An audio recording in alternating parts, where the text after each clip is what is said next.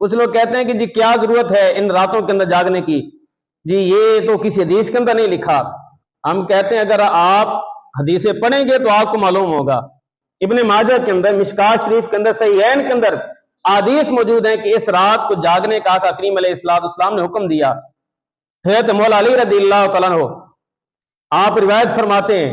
کہ آقا کریم علیہ السلام کا معمول تھا کہ جب شعبان المعظم کی 15ویں کی رات آتی، آقا کریم علیہ السلام ذکر و فکر کے اندر اور تلاوت قرآن کے اندر مشغول ہوتے،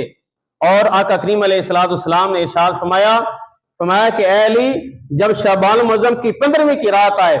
قوموا لیلہا وصوموا نہارہا، فرمایا جب شعبان المعظم کی 15ویں کی رات آئے تو رات کو قیام کرو اور دن کو روزہ رکھو۔ رات کو قیام کرو اور دن کو روزہ رکھو، یہ حضور علیہ السلام مولا علی کو ارشاد فرما رہے ہیں۔ تو جو مولا علی سے محبت کرنے والے ہیں وہ اس رات کو ضرور جا کر اللہ تبارک و تعالیٰ کی کثرت کے ساتھ عبادت کریں۔ اور یہ وہ رات ہے، آقا کریم علیہ السلام اس رات کو جا کر، ویسے تو حضور علیہ السلام کا معمول ہے کہ حضور ساری رات مصلی پہ گزارتے ہیں، لیکن جو شعبان المعظم کی 15ویں کی رات ہے، شب برات ہے، اس رات کو حضور خصوصی اہتمام فرماتے ہیں۔ حضرت سیدہ عائشہ صدیقہ رضی اللہ تعالیٰ عنہ آپ ارشاد فرماتی ہیں کہ ایک رات آقا کریم علیہ السلام میرے پاس تشریف لائے، کہ میرے پاس حضور علیہ السلام تشریف لائے اور وہ میری باری کی رات تھی۔ حضور علیہ السلام میرے لحاف کے اندر آئے، فرمایا کہ میں آرام کرنے لگ گئی۔ جب رات کے وقت بیدار ہوئی تو میں نے حضور علیہ السلام کو اپنے بستر پر موجود نہ پایا، مجھے بے چینی لگ گئی کہ حضور علیہ السلام کہاں تشریف لے گئے۔ پھر میں سوچنے لگی ہو سکتا ہے کسی اور زوجہ محترمہ کے پاس حضور علیہ السلام تشریف لے گئے ہوں۔ فرماتے ہیں کہ پھر میں حضور علیہ السلام کو ڈھونڈتی رہی یہاں تک کہ میں جنت البقیع کے اندر پہنچی، دیکھا کہ حضور علیہ السلام جنت البقیع کے اندر موجود ہے، اور آقا کریم علیہ السلام نے سر کو آسمان کی طرف اٹھایا ہوا ہے۔ جب حضور علیہ السلام نے مجھے دیکھا تو حضور علیہ السلام نے ارشاد فرمایا کہ عائشہ، کیا تم نے یہ خیال کیا کہ اللہ اس کا رسول تم پر ظلم کریں گے؟ تو میں نے عرض کی یا رسول اللہ صلی اللہ علیہ وسلم، میں نے تو یہ خیال کیا تھا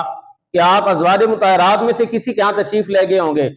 تو حضور علیہ السلام نے ارشاد فرمایا کہ عائشہ، آج شعبان المعظم کی 15ویں کی رات ہے،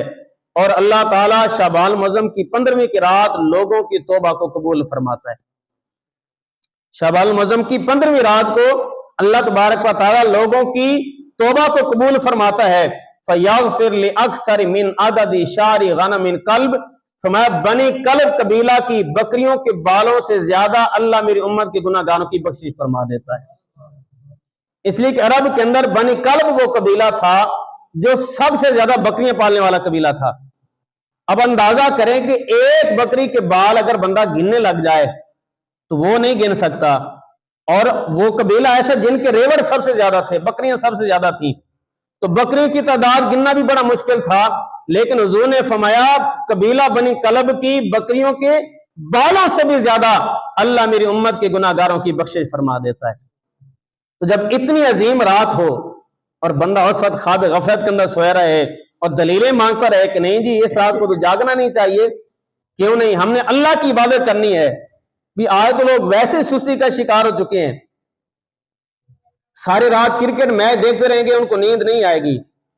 کوئی فتوے بھی نہیں لگائے گا، ساری رات موبائل پہ گزار دیں گے اور کوئی فتوے بھی نہیں لگائے گا، کہیں جی ہمارا معمول اس طرح ہے۔ تو ساری رات جو کرکٹ دیکھتے ہیں، ساری رات جو موبائل چلاتے ہیں، لیکن جب یہ رات آ جائے، اگر اس رات بھی ہم کہیں کہ تم عبادت نہ کرو تو بتائے وہ عبادت کب کریں گے؟ ایک تو پہلے سستی کا شکار ہو چکے ہیں۔ تو اس لیے اس رات کو جا کر